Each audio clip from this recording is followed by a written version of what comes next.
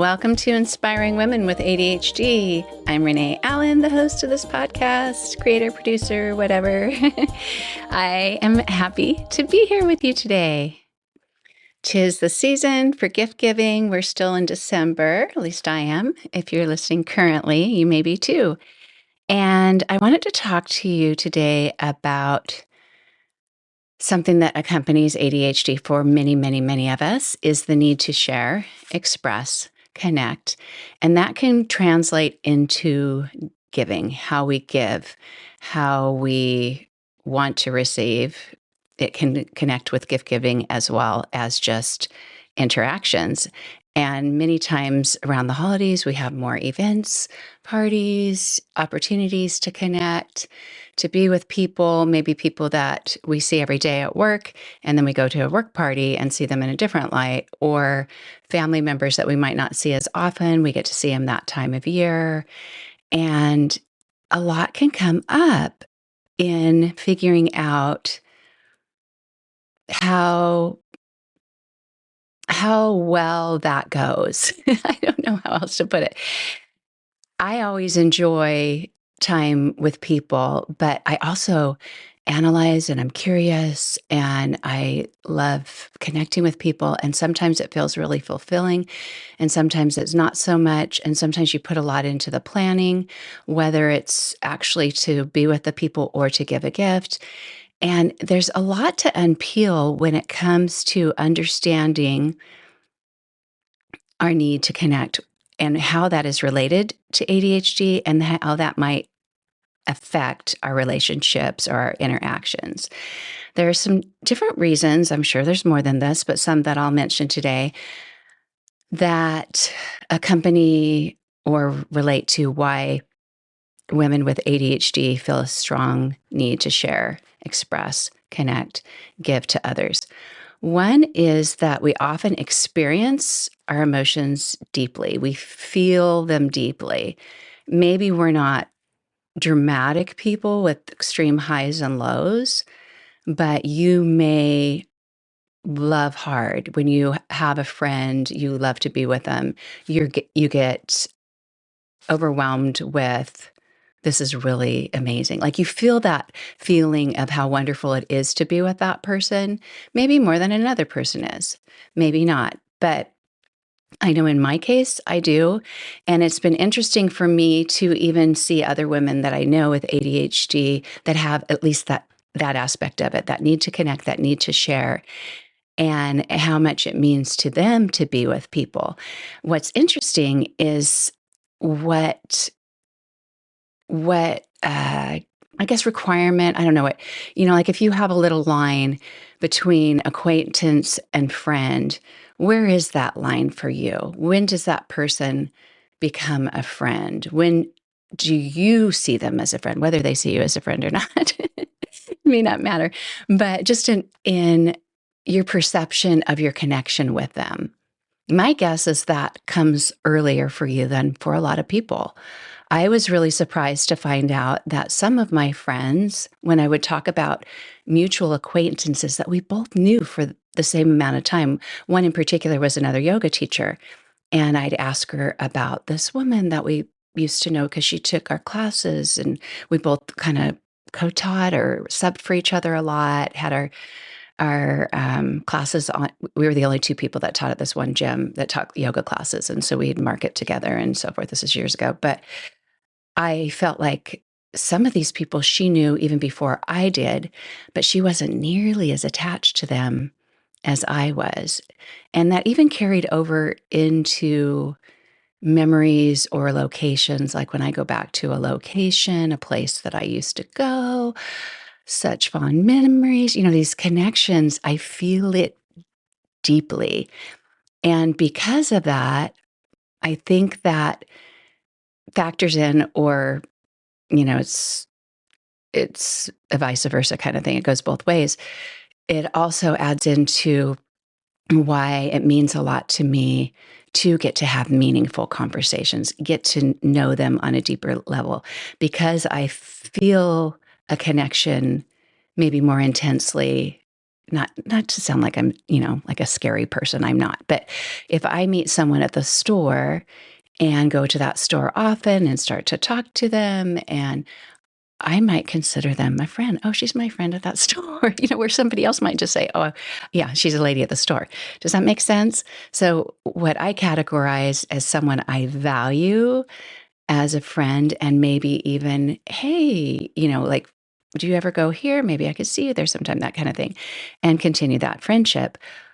I tend to do that earlier than a lot of people. And I've seen a lot of women with ADHD do that.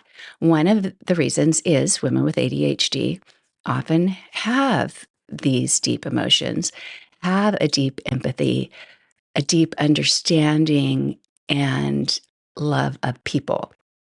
Another is a desire to have an authentic connection. So you want to be able to be around somebody where it's not small talk. And I know, maybe that's trite because a lot of people say, oh, I don't like small talk. But a lot of people do small talk and are just seem just fine with it. And I have a hard time with that. If you're an expressive person, if you're a chatty ADHD person, and somebody says, how are you doing? Saying fine is not fulfilling in any way. I used to think that when people asked me how they were doing, they wanted to know. Some people do. If you're at a gathering, a family gathering, you're sitting down on a couch, you've got a little more time. They say, how have you been? Tell me about your children. How have they been? If you just gave a fine, they'd probably think, well, I want to know a little more. But I used to walk into church and there was one man who would always say, how are you? And I would proceed to tell him, not in a way that would stop him so he couldn't keep walking, but at least a few sentences. And it took me a while to look at his eyes and realize he really didn't want an answer beyond fine. And because of that, I never had an authentic connection with him. There are a lot of men over the years at church, different places I lived or places that I've worked. When I've taught yoga, men who would come to my classes, men and women, but without having, I don't do things socially with men unless it's with their wife or their spouse or something like, they're good friends or whatever. But I'm just saying one-on-one, I have had some good friendships just because of those authentic connections. And because I could be myself, you want, when you're a unique person, when you have ADHD, you may be seen as unique to other people.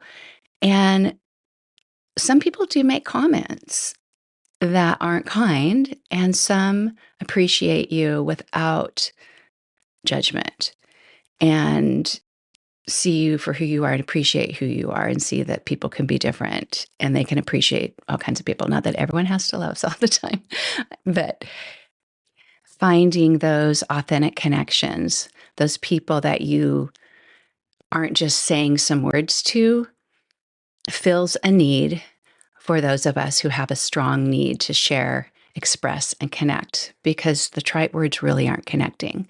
They might be playing a place in society, in a workplace, in a walking past each other without ignoring each other, but it doesn't really fill a need if you have that need for connection. Another part of ADHD, for those of us who love to share, express, connect, is a need for validation, a need for understanding. And if you're someone with ADHD that people see as loving to debate or argue, and you think, no, not really. I'm just exploring it. I'm just kind of fascinated with the topic, and I'm curious about what you think. And then I'm not always just going to accept everything. I want to evaluate it more, and I want to go deeper, and I want to go deeper. That may be seen as argumentative. My youngest son, from the time he was really little, has always been like that. And he's intelligent. He's charming. He's always had an easy time talking to people from the time he was little. He would talk to the adults, the teenagers in the room, probably more easily than the kids, but he had good relationships with kids his age too. But he loved to look at why something wasn't necessarily the way somebody told it was. And from a very early age, I had principals or superintendents say, boy, he's not intimidated by anybody. I even put my hands on my hips and tried to do the little scary now. If you don't, and he just sit and want to chat about it more and explore the topic, which I saw as a good thing. And they actually did too. They thought it was amusing and thought that was a good trait, but they just didn't get where they wanted to get in that situation. But so many people, coaches, even me, would look at him and say, oh my goodness, you'd make a great attorney someday. And it's not what he desires to do in life. But I just thought at some point as a mom, why do you like to argue? Why do you like to argue? Once I understood as a young adult that he had ADHD, that I have ADHD, and that I do the same thing, maybe not out of the womb and as a child in those situations, but I do it in a different way or in conversations, that I love to have a validation and an understanding with people. And I don't need them to support what I'm saying. I don't need them to agree with them, but I love to be seen and heard. And sometimes that works and sometimes it doesn't. And that can leave us unfulfilled, but that's something that we can work with. And each of these topics I'm bringing up, I think it could be at least one podcast episode on its own, because we're not always going to get that validation. But sometimes when we don't get it and the person doesn't quite get it, what we're saying, and then they think maybe we're trying to prove something, then we explain more to let them know, no, we want to be understood, right? So we explain more. And then we want to just be validated in, oh, I can see you're not being argumentative, but they still might not get it. And then you might be seen as more argumentative or just blabby. I was just on a family trip, a weekend with my aunts and my mom and a couple cousins. And it was just really interesting to me because I'm not around them very often. This is, as you get older, you spend more time maybe with your nuclear family, your children, grandchildren. I don't see my extended family as much. And it was interesting that it could be even something about what kind of TV shows we like to watch or whether we like to play cards or not. I have a hard time sitting and playing cards. And if you have the impulsive hyperactive component of ADHD like I do, it is really hard to sit at a table and play cards. You feel trapped. And so I was explaining that to her. Plus, it seems like every time I go, there's a new card game, and I have a hard time with the instructions and keeping them straight. And I really don't enjoy it. So why would I sit there and do it? I'd rather sit there and chat, walk around if I want, or lay on the couch and chat, or just listen or do something else. And what was interesting is one of my cousins was there. She's like, thank you. She feels the same way. And she said they kind of get, they're not happy with her that she won't play. But anyway, so she needed that validation.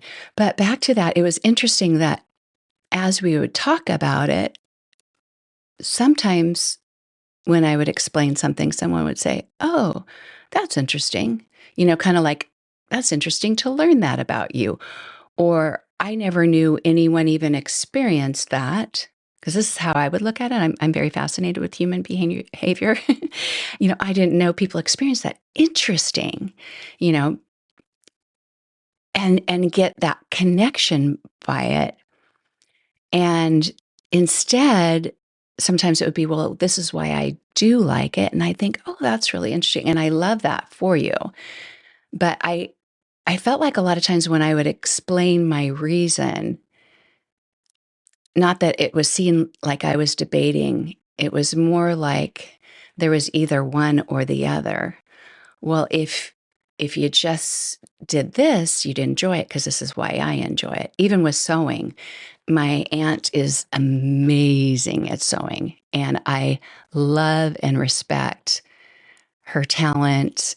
I appreciate it. She gave me something for my birthday. It was a belated birthday present, and the airline lost my bag, and I hope I get it back because it's handmade. They still haven't tracked my bag. It was one of those things where it was a carry-on, and they said, we really need you to check it, and we'll check it all the way through. And my flight connection was so tight. Well, there was a storm. So the plane didn't leave late, but the plane went on an alternate route. So it took us an extra hour to get there. And my layover was a little under an hour. So they got us in, let us off the plane first, which still wasn't fast because I was at the back of the plane. It still took a while. And I ran as much as I could, but I'm getting over being sick off and on for 3 weeks and breathing problems and two terminals and E44, and there were 45 gates at E, and it was very, and I mean, I was down to under 5 minutes before the plane was supposed to take off. I knew that the plane knew I was coming, but I was carrying a very big personal bag, which is actually probably bigger than, than my carry-on, but it was, it's a Vera Bradley quilted bag, so you can kind of stuff it under a seat no matter what. Anyway, I barely made it. So obviously my checked bag didn't make it, my checked carry-on. But anyway, back to the homemade sewing item. We were talking about sewing, and I said, I always thought sewing should be something I should do because that was a talent handed down from grandmothers to mothers and in my generation. My grandmother was an excellent seamstress. My mom sewed clothes for me. She wasn't as skilled at it as my grandma, but she plugged along and sewed my cheerleading skirt and made me dresses the first day of school when I was little and that sort of thing. So I thought, oh, that's what a good mom does is, like I'm going to learn to sew so I can sew something homemade for my children.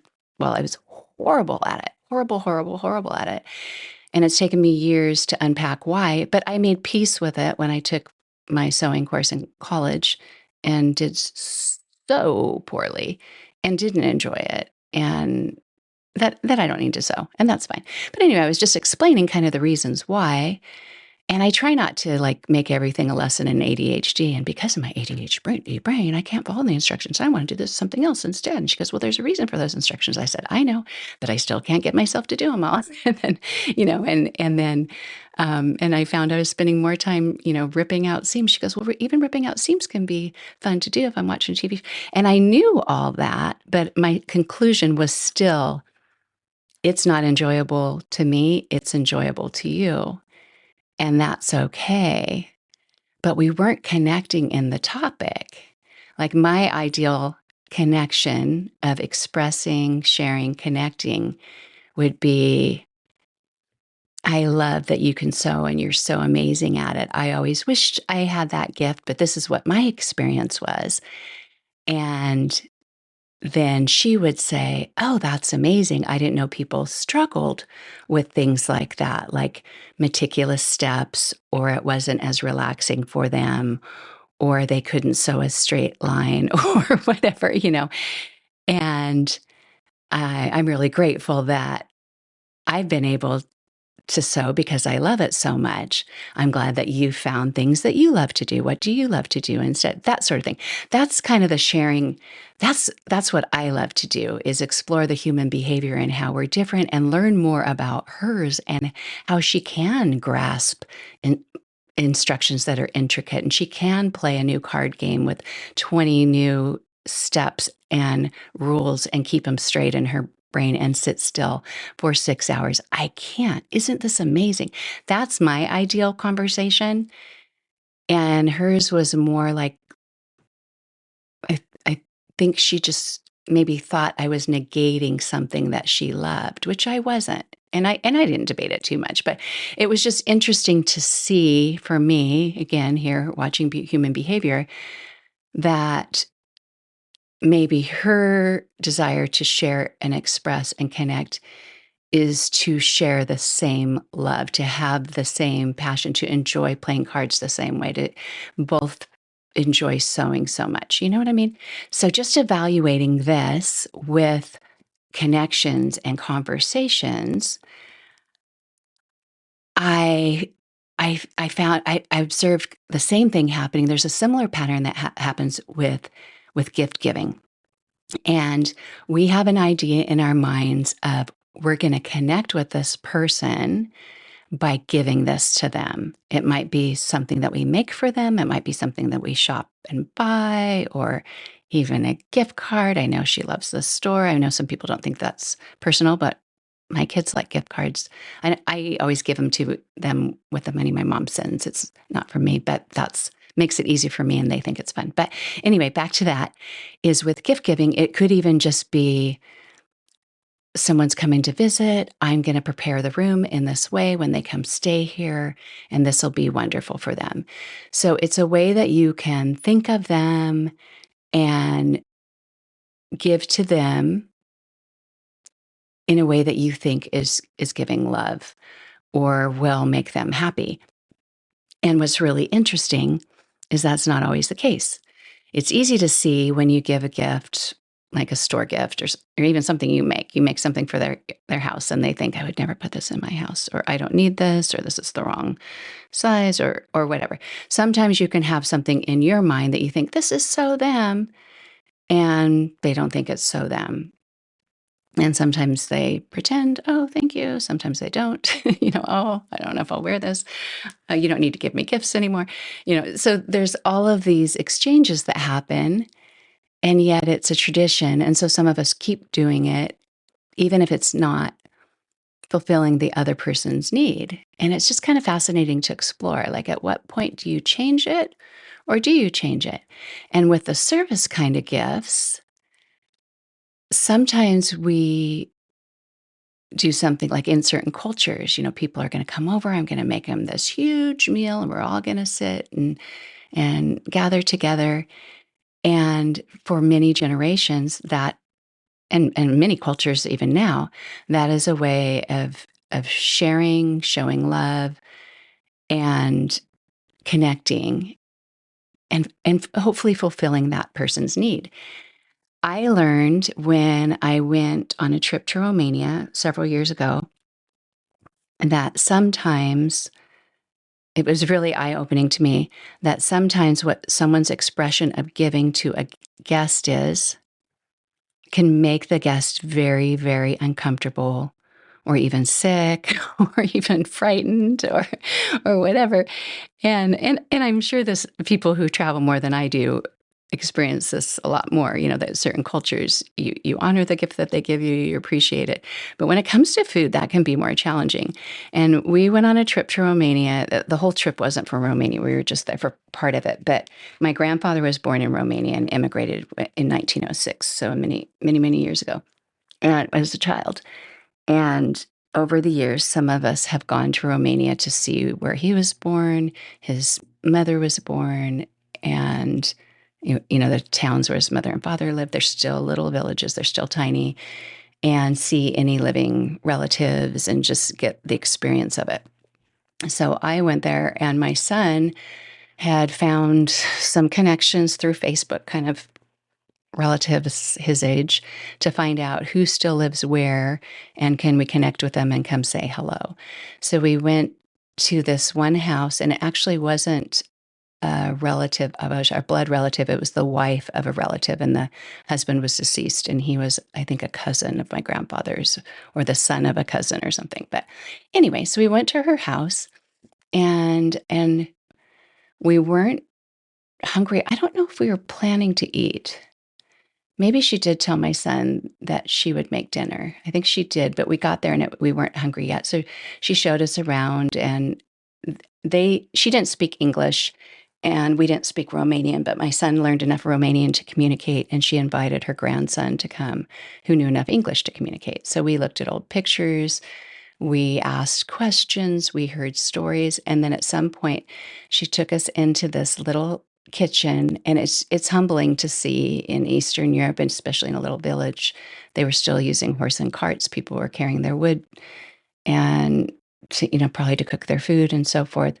But even in the Airbnbs, the refrigerators, the kitchens are tiny, tiny, tiny, tiny. The showers are tiny, tiny compared to what we have in the US. And so they don't refrigerate as much as we do.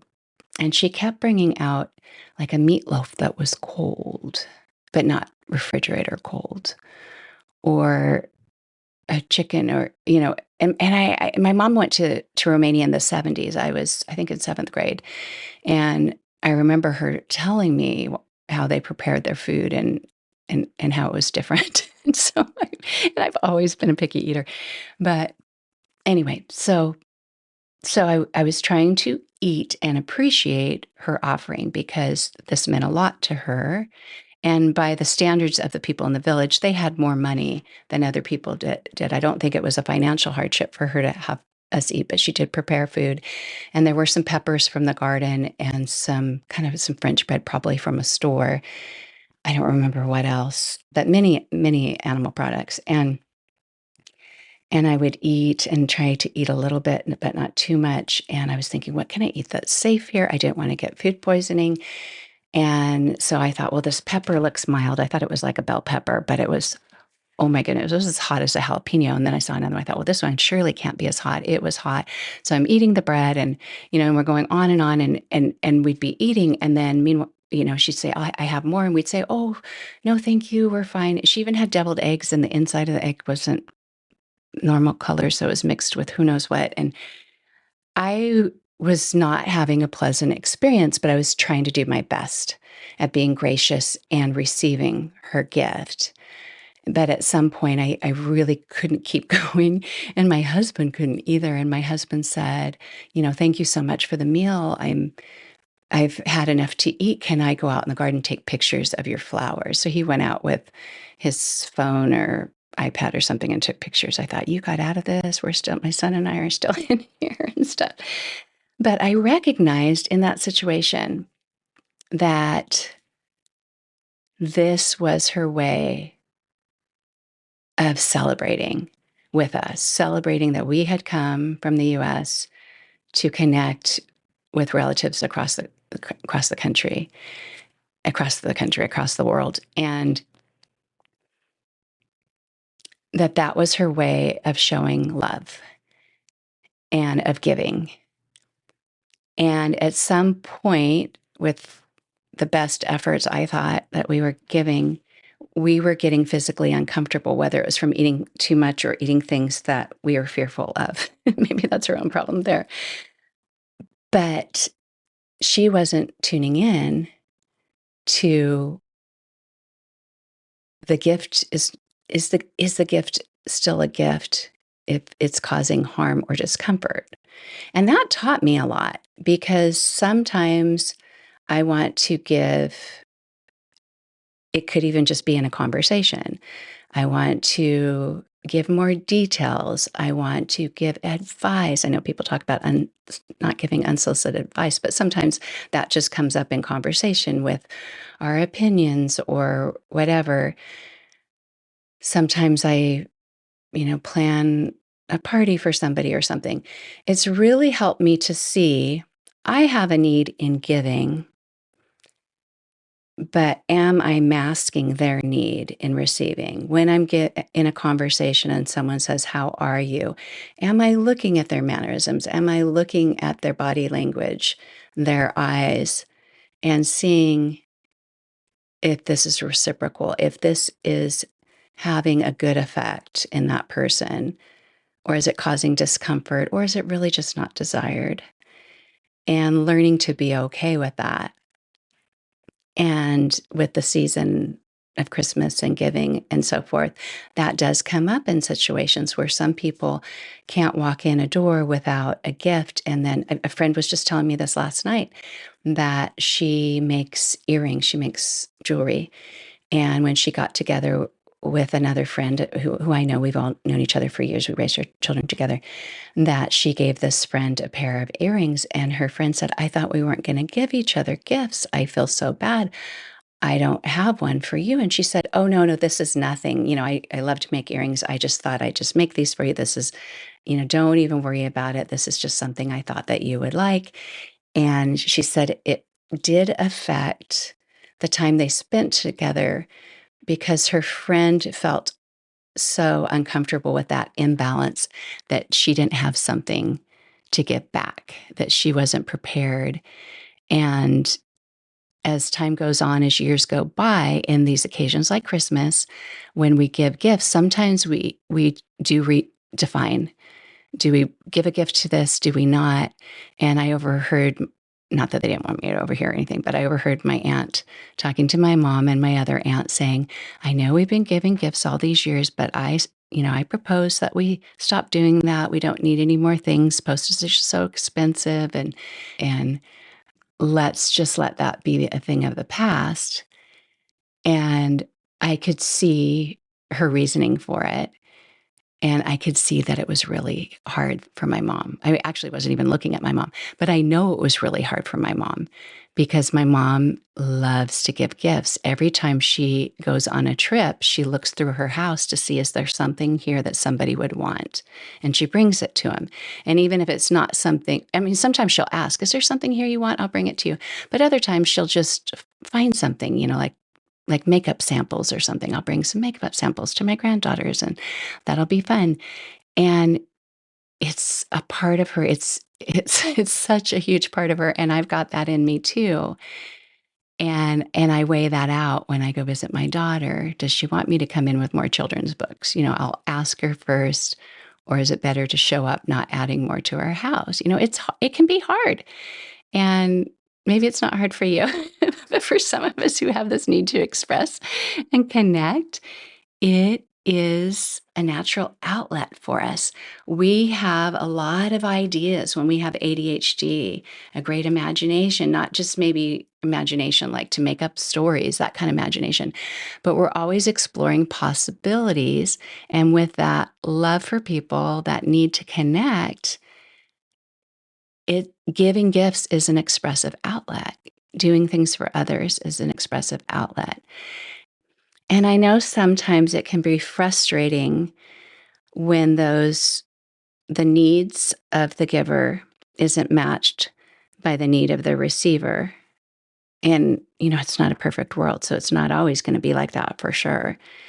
But that's one of the hopes that we have when we're giving to someone, is that it'll bring them joy, or that when we have a conversation with somebody, that will grow closer instead of feel a disconnect. And at least for me, it's helpful to observe that there's a reason for that not always lining up perfectly, and that it can be okay. And you can shift later on because of that, or maybe not.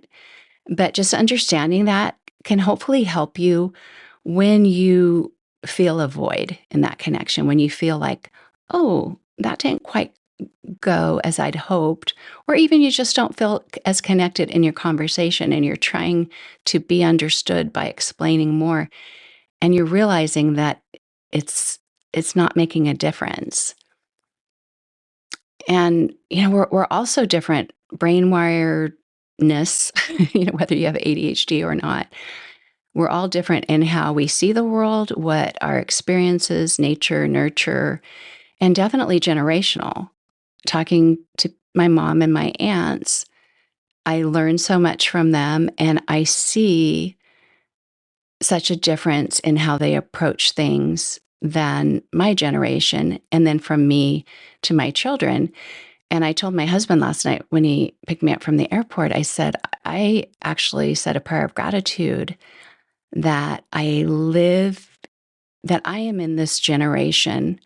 We may not be the best at it, but I am in this generation of understanding mental health far more than my parents or grandparents did when I was growing up. And I'm not saying I felt a lack thereof because of that. I didn't struggle mentally, and ADHD didn't get in the way of my growing up that much. If anything, I was bubbly and I blurted out in class too much and that sort of thing, had a hard time sitting still. But it really, and I tripped a lot, lots of bumps and bruises and that sort of thing. But it didn't interfere with friendships, relationships, schooling, work, that like it does for so many people. So I'm blessed in that way.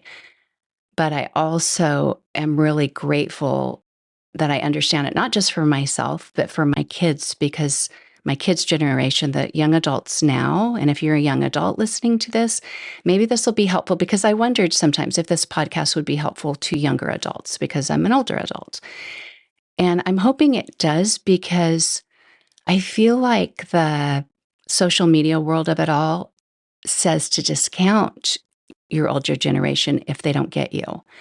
And obviously not everyone's doing that. A lot of people are still connected to their parents, but there's so much more blaming going on, or I don't know how they can think that, or that kind of thing, or resentment, when the parents or grandparents have a different mindset than the kids. And the world has changed so fast. It's no mystery to me why things are so different, why the young adults are experiencing life so different and their mental health challenges are so much more pronounced. But I'm just really grateful that I'm getting some insight and understanding that when the brain is affected, it affects everything that a person does. And that's not always evident, or it definitely wasn't evident or a common mode of thought when I was growing up by parents, grandparents, and so forth. So if I haven't lost you too much in this spiel, if you're here listening as an older adult like I am, not elderly, but older adult, then you are aware of personality disorders or different mental health challenges.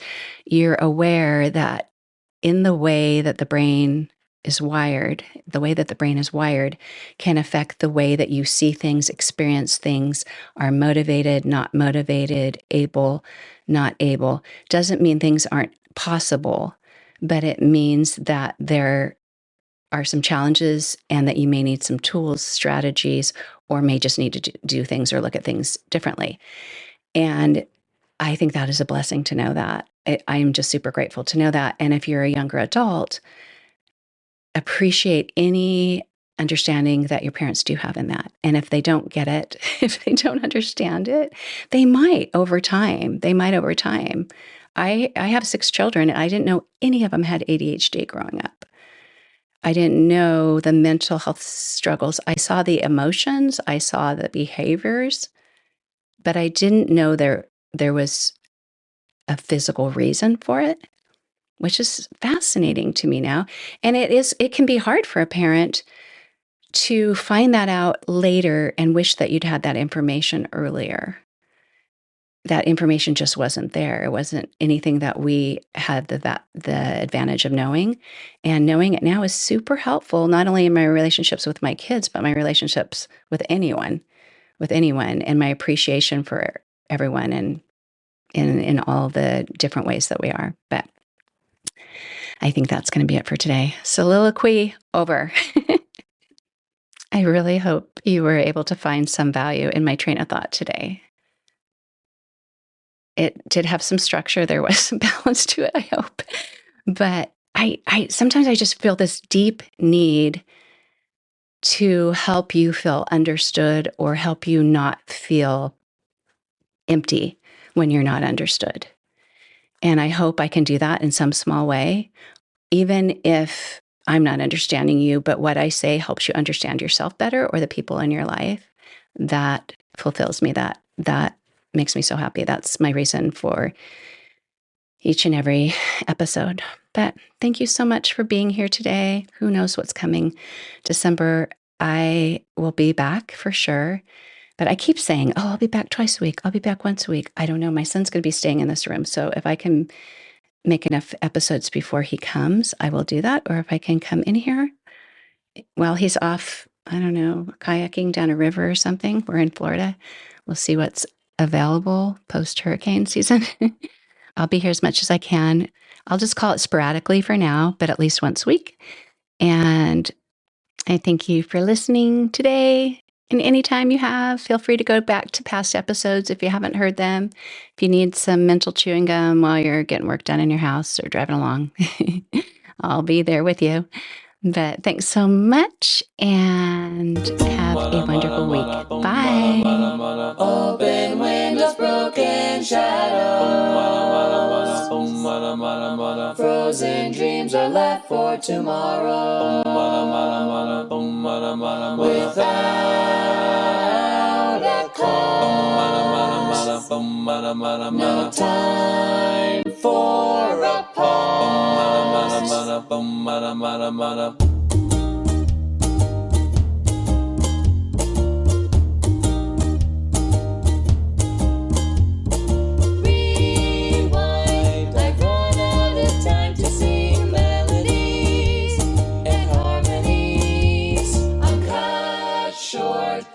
silence of sound has yet been found, but not by me.